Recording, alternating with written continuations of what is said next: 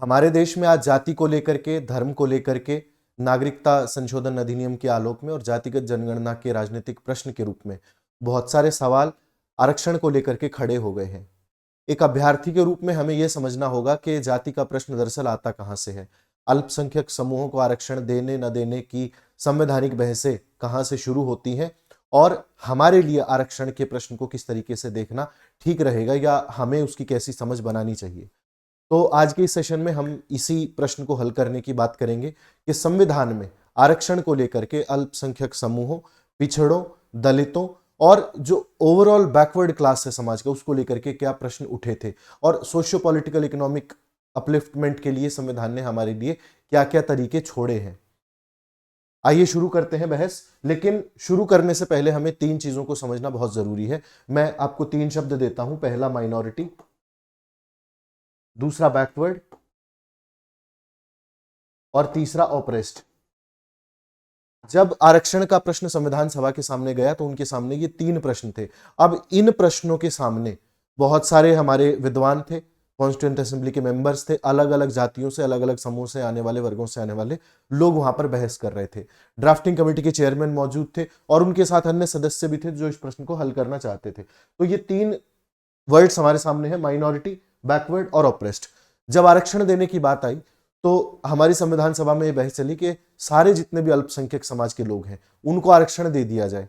फिर कुछ ने कहा कि नहीं, जाति का प्रश्न बहुत जरूरी है तो जाति के आधार पर आरक्षण होना चाहिए। लेकिन फिर जो माइनॉरिटीज हैं उसमें जाति का सवाल आ गया कि जब एक ओवरऑल माइनॉरिटी को आरक्षण मिला हुआ है तो उसके अंतर्गत जातिगत आरक्षण आप कैसे देंगे। और ऐसा नहीं है कि माइनॉरिटीज के अंदर जातियां नहीं है, बिल्कुल है। तो आप किस किस को आरक्षण देंगे और साथ साथ जो ऑपरेस्ड क्लासेस हैं उनका आरक्षण आप माइनॉरिटीज से निर्धारित करेंगे या बैकवर्ड क्लासेस से निर्धारित करेंगे, क्योंकि बहुत सारी बैकवर्ड क्लासेस वही थी जो ऑपरेस्ड क्लासेस थी। इसके अलावा साथियों, अगर आप अनअकैडमी के ऑफलाइन या लाइव लर्निंग एक्सपीरियंस से जुड़ना चाहते हैं तो आप हमारे साथ नीचे दिए गए कोर्सेज में एनरोल कर सकते हैं। डिस्क्रिप्शन बॉक्स में लिंक होगा, कमेंट बॉक्स में पिन लिंक में आपको सारे कोर्सेज का लिंक मिल जाएगा।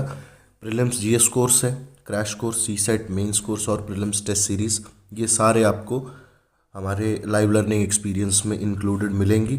और होली के लिए आपके लिए एक ऑफ़र है इंग्लिश बैचेस में, लक्ष्य बैच में, उसमें लाइब्रेरी, डाउट सॉल्विंग और मॉक टेस्ट अनअकैडमी सेंटर्स पर आपको फ्री ऑफ कॉस्ट मिलेगा। 6 मंथ्स एक्सटेंशन और 50% ऑफ सभी कोर्सेज पर अनअकैडमी की तरफ से होली के उपलक्ष्य में दिया जा रहा है।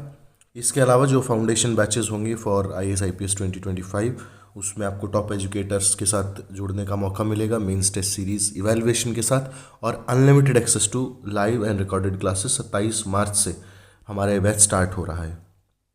इसके अलावा लक्ष्य बैच है, उसमें भी आपको वो सारी चीज़ें मिलेंगी जो मैंने आपसे अभी कहा। 22 मार्च से स्टार्ट है, तो आप इसे इनरोल करें और नीचे दिए नंबर्स पर कांटेक्ट करें हमसे।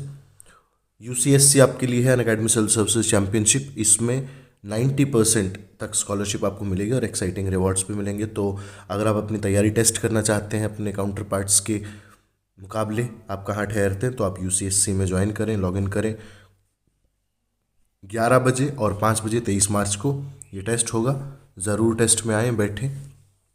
उसके अलावा अगर ऑप्शनल कोर्सेज की आप तैयारी कर रहे हैं तो वो भी आप अनअकैडमी के लाइव लर्निंग एक्सपीरियंस के साथ कर सकते हैं। हमें इन तीन शब्दों को समझना बहुत जरूरी है। मैं आपसे पहला शब्द कहूं कि माइनॉरिटीज क्या है और संविधान सभा माइनॉरिटीज को कैसे देखती थी, तो बहुत सुस्पष्ट कोई जवाब हमें नहीं मिलेगा, क्योंकि संविधान सभा की बहसों में हमें मान के चलना होता है कि हम माइनॉरिटीज को किस रूप में देखते हैं। कोई डायरेक्ट हमारे सामने उसकी डेफिनेशन नहीं है। तो जो डेफिनेशन वहां यूज की गई है वो संख्यागत आधार पर है। जैसे दो शब्द हैं, एक बहुसंख्यक, एक अल्पसंख्यक, और संख्या के आधार पर कोई ग्रुप जो ज्यादा नंबर में है उसको हमने मेजॉरिटी कहा, बहुसंख्यक कहा, और जो कम नंबर में है उसे हमने माइनॉरिटी कहा। तो आजादी के बाद हमारे पास दो तीन ग्रुप थे, जैसे सिख हैं, जैसे मुस्लिम्स हैं, जैसे क्रिश्चियंस हैं, और बाकी सारे जो सेक्ट्स बच गए वो आप एक एक करके अन्य में उनको काउंट कर सकते हैं। ये सारे लोग माइनॉरिटीज के अंतर्गत आए। हालांकि इनमें से कई ग्रुप्स ऐसे थे, जैसे सिख है तो उसे एक हिंदू धर्म के सबसेक्ट के रूप में काउंट किया गया और आज भी उसी तरीके से मानते हैं। लेकिन जो बहुसंख्यक समाज बच गया, फॉर एग्जाम्पल हिंदू समाज बच गया, उसे हमने बहुसंख्यक कहा। क्यों? क्योंकि वो संख्या में ज्यादा है। अब क्या सारे अल्पसंख्यक समाज के लोगों को हम आरक्षण दे देंगे? ये जब प्रश्न उठा तो हमें एक और शब्द पर जाना पड़ा जिसे हमने कहा बैकवर्ड। बैकवर्ड कौन लोग हैं? संविधान सभा की बहसों में यह कहा गया कि देश का 70 से 80% हिस्सा ऐसा है जो बैकवर्ड के अंतर्गत आता है। बैकवर्ड यानी कि कौन? सामाजिक रूप से बैकवर्ड नहीं, आर्थिक रूप से बैकवर्ड, जिनके पास धन इतना नहीं है कि वो अपनी आवश्यकताओं को पूरा कर सके, अपना जीवन यापन कर सके, सरकारी नौकरीशुदा लोग नहीं है, तो वो सारे लोग बैकवर्ड के अंतर्गत आए। खेती करते हैं तो खेती में उनकी स्थितियां वैसी नहीं है जैसे एक आम व्यक्ति की होनी चाहिए। जो फॉरवर्ड लोग हैं, not in terms of caste but in terms of economy. फिर एक शब्द आता है ऑप्रेस्ड, कि भाई चलिए ठीक है, माइनॉरिटीज भी हैं, बैकवर्ड्स भी हैं, लेकिन दरअसल आरक्षण का अर्थ क्या है? तो आरक्षण का अर्थ सही शब्दों में हमें समझाया डॉक्टर बी.आर. अम्बेडकर ने। कॉन्स्टिट्यूएंट असेंबली में अपनी स्पीच दे रहे थे तो उन्होंने कहा कि इंडिया देयर आर कास्ट्स, और कास्ट के लोग, एनालिसिस ऑफ कास्ट की आगे बात करेंगे कि उसमें उन्होंने जाति के उन्मूलन के लिए कौन कौन से सिद्धांत दिए। तो उन्होंने कहा कि यहां पर सवाल बैकवर्ड का और माइनॉरिटीज का नहीं है, यहां पर सवाल दरअसल ऑप्रेस्ड का है। और रिजर्वेशन जो है वो एक टूल है हमारे लिए, हमारे सोशल बैकवर्डनेस को दूर करने के लिए। आर्थिक उन्नति तो हम अलग अर्थों में भी कर सकते हैं, अफर्मेटिव एक्शन ले सकते हैं, लेकिन जाति को आप कैसे उन्मूलित करेंगे भारतीय समाज से? और जाति ही दरअसल वो एक रोड़ा है हमारे समाज के अपलिफ्टमेंट में जो हमें आगे बढ़ने से रोक रहा है। तो हमें उसको खत्म करना है और हिंदू समाज में जो पैरिटी नहीं है उसे पैरिटी में लाना है, और उसके लिए कास्ट खत्म करनी है, और कास्ट खत्म करने के लिए रिजर्वेशन दे रहे हैं। यहां से ये प्रश्न हमारे सामने बहुत साफ हो गया कि जो माइनॉरिटीज हैं, जो बैकवर्ड है और जो ऑप्रेस्ड है, उनमें सबसे ज्यादा जरूरी आरक्षण अगर किसी के लिए था तो डॉक्टर बी.आर. अम्बेडकर की नजर में ऑप्रेस्ड क्लासेस के लिए था। अब ऑप्रेस्ड क्लासेस में भी बहुत सारे ऐसे तबके बच जाते हैं कि वो कुछ हिस्सा माइनॉरिटीज का उसमें आता है, क्योंकि पिछड़ा तबका तो माइनॉरिटीज में भी होगा, संख्या के आधार पर नहीं, सोसाइटी के स्टेचर के आधार पर, और बैकवर्ड्स में भी होगा। और कुछ सवर्ण समाज के ऐसे लोग, तथाकथित सवर्ण समाज के ऐसे लोग जिनका ऑप्रेस्ड में आप नाम काउंट कर सकते हैं। तो यहां से सारी बहस शुरू होती है और फिर आरक्षण देने की बात आती है कि किसको मिलेगा और किसको नहीं मिलेगा। अब हम एक एक करके उन आर्ग्यूमेंट्स को समझते हैं जहां से जाति का प्रश्न भारतीय संविधान सभा में घुसता है, और उसके अलावा जो अल्पसंख्यक समाज है उसके राजनीतिक, आर्थिक और सामाजिक हितों की बात उनकी ऑप्रेस्ड क्लासेस के नजरिए से संविधान सभा में की गई। और इनको आरक्षण देना है नहीं देना है, इस प्रश्न पर हमने विचार करने को पहली बार शुरू किया। तो डॉक्टर बी.आर. अम्बेडकर तो एक ही बात कहते हैं कि सामाजिक अलगाव है और उस सामाजिक अलगाव को दूर करने के लिए हमने आरक्षण देना है। सामाजिक अलगाव कैसे है? जैसे ये बहुसंख्यक समाज है और इस बहुसंख्यक समाज के अंदर बहुत सारे धड़े बने हुए हैं, और उनका कहना था कि इस समय जो ऑप्रेस्ड क्लासेस हैं वो भले ही हिंदू समाज का हिस्सा हो, लेकिन उनका ट्रीटमेंट, सोशल ट्रीटमेंट उस तरीके से नहीं किया जा रहा जैसे हिंदू समाज के बाकी जातियों का किया जा रहा है। अल्पसंख्यक का क्या है? अल्पसंख्यक समाज सिर्फ संख्या में कम है, लेकिन उनकी स्थिति इस समाज के कंपैरिजन में तो अच्छी है। हो सकता है कि वहां पर पैरिटी हो सकता है कि वहां पर पैरिटी ना हो, लेकिन यहां जो ऑपरेशन है वो अन्य समाज के हिस्सों में, यहां तक कि माइनॉरिटीज में भी नहीं है। फिर धर्म के आधार पर अल्पसंख्यकों को, अनुसूचित जातियों को और पिछड़ी जातियों को अल्पसंख्यक मानने पर बात शुरू हुई कि हमें काम करते हैं, सबको अल्पसंख्यक मान लेते हैं और उसके आधार पर इनको आरक्षण देते हैं। लेकिन फिर प्रश्न ये उठा, हमारे जो विचारक थे, खास करके एन.जी. रंगा है, तो उत्पीड़ित जनता को वास्तविक वो अल्पसंख्यक मानते थे। एन.जी. रंगा का आर्ग्यूमेंट ये था कि भाई जाति तो एक पदानुक्रम है हिंदू समाज में और वो सदियों से चली आ रही है, तो हम एक अल्पसंख्यक नाम से या अल्पसंख्यक एक अलग कैटेगरी बनाए जिसमें हिंदू समाज के पिछड़े तबके आए, जिसमें बाकी सारी जो ऑप्रेस्ड क्लासेस हैं, माइनॉरिटीज हैं या जो पिछड़े बैकवर्ड लोग हैं वो आ जाए। लेकिन सवाल ये उठा कि अगर आप सबको अल्पसंख्यक समाज में ले आएंगे, माइनॉरिटीज के अंतर्गत ले आएंगे, तो ये संख्या अल्पसंख्यक समाज की संख्या से कहीं ज्यादा हो जाएगी और फिर इन दोनों में टसल राजनीतिक तौर पर भी शुरू हो जाएगी।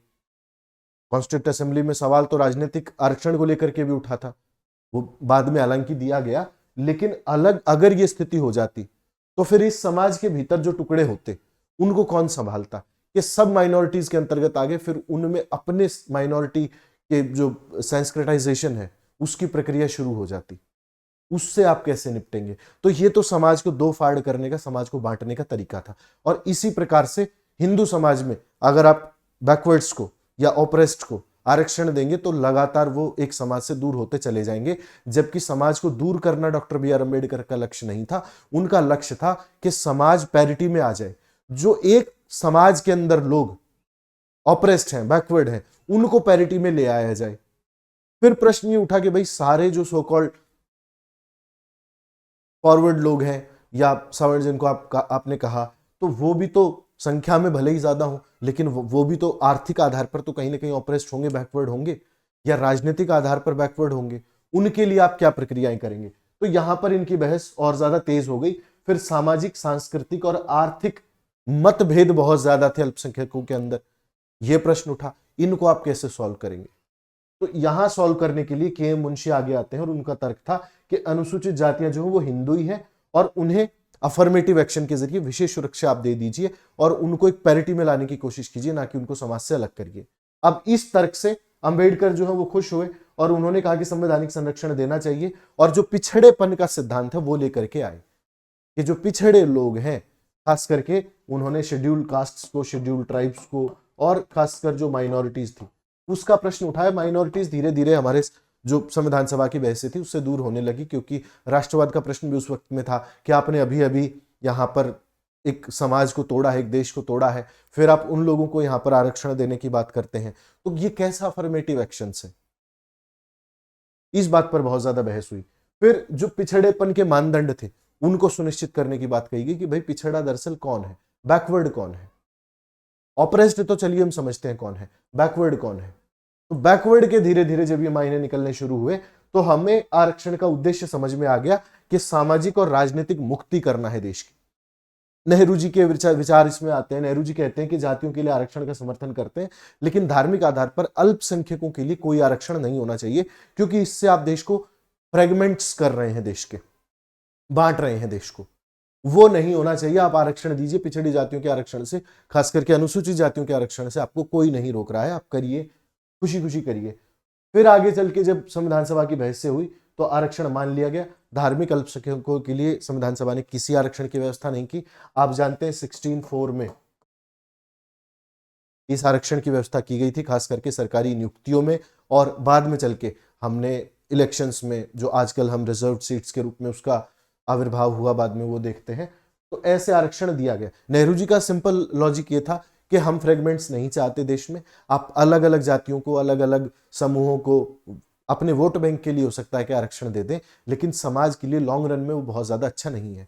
आरक्षण की व्यवस्था भी पिछड़ी जातियों के लिए 10 वर्षों के लिए की गई थी, ये बात सत्य है, अफर्मेटिव एक्शन ही था, लेकिन फिर हर साल इसे लगातार कैरी ऑन, कैरी फॉरवर्ड कर दिया जाता है। तो ये व्यवस्था आज तक चली आ रही है। अब इस मुद्दे पर विचार चल रहा है, खास करके जो अपोजिशन पार्टीज हैं देश में, वो कहती हैं कि आपको अपनी संख्या के हिसाब से देश की व्यवस्था में हिस्सा मिलना चाहिए। और जो 73% की बात लगातार होती है कि जो देश का ओबीसी तबका है, एससी है, एसटी है, या जो बाकी पिछड़े लोग रह जाते हैं, उनको आप उनकी संख्या के आधार पर आरक्षण दीजिए। कि अगर वो 73% है तो वो 73% अपनी संख्या के हिसाब से राजनीति में हिस्सा ले, सरकारी पदों में हिस्सा ले और देश में आगे आए। फिर बाद में बहुत सारी समितियां बनी तो उनका निष्कर्ष था कि भाई धार्मिक अल्पसंख्यकों के लिए आरक्षण अलगाववाद को बढ़ावा देगा, तो वो नहीं होना चाहिए। वो आज भी नहीं है वो व्यवस्था। लेकिन हाँ, जहां जहां पिछड़ेपन की बात आती है, बैकवर्ड्स को आरक्षण दिया गया है अलग अलग समूहों के अंतर्गत, तो वो आरक्षण इनको मिलता है। और अंबेडकर जी का कहना था कि जाति का ढांचा हमें खत्म करना है, एनिहिलेशन ऑफ कास्ट, उसको इरेडिकेट करना है पूरी तरीके से। हमें कोई अलग से आरक्षण मांग करके, ये हमारा मकसद नहीं है कि हम आरक्षण देकर के बैठ जाएं और समाज में अलगाव हो, नहीं। हम पैरिटी में आना चाहते हैं, समानता में आना चाहते हैं। तो इन उद्देश्यों को लेकर के हम आगे बढ़े। अल्पसंख्यक समाज को इस बहस से बाहर रखा गया और राजनीतिक रूप से, आर्थिक रूप से और सामाजिक रूप से समानता लाना हमारे आरक्षण का मकसद रहा। आज भी जो बहसें चल रही है ना, जितने भी धर्म को लेकर के, जैसे नागरिकता संशोधन अधिनियम को लेकर के है या जातिगत जनगणना को लेकर के है, वो बहसें संविधान सभा से लेकर के आज तक एज इट इज कंटिन्यू होती जा रही है। और उसका मकसद एक ही है कि आप लोगों को आरक्षण दें। किस बेसिस पर? उनके पिछड़े होने पर। और पिछड़े होने पर तो हमने हमारे जो इकोनॉमिकली वीकर सेक्शन के लिए आरक्षण आया वो भी तो दिया ना, वो भी तो एक तरीके का अफर्मेटिव एक्शन ही है। तो आरक्षण का कुल मतलब समाज में जितने भी अलग अलग वर्ग हैं उन वर्गों को समानता देना है। राजनीतिक, आर्थिक और सामाजिक रूप से, कि कोई व्यक्ति समाज में पिछड़ा ना रहे, सब बराबर रहे। अंत्योदय का उद्देश्य है हमारा, और उसी को लेकर के ये बहसें हुई थी। तो ये बहस है आरक्षण को लेकर के, जाति को लेकर के, और इस देश में जो सद्भावना है आरक्षण को लेकर के वो लगातार बिगड़ती रहती है। आज भी वही बहस है, हमने इस पर चर्चा करी। आप, हो सकता है कि आपको कुछ बिंदुओं पर लगा हो कि ये ठीक है, गलत है, तो जो भी आपकी राय हो वो आप कमेंट करें, बताएं। आज के लिए इतना ही, बहुत बहुत धन्यवाद। अगले सेशन में आपसे फिर मुलाकात होगी। Thank you so much.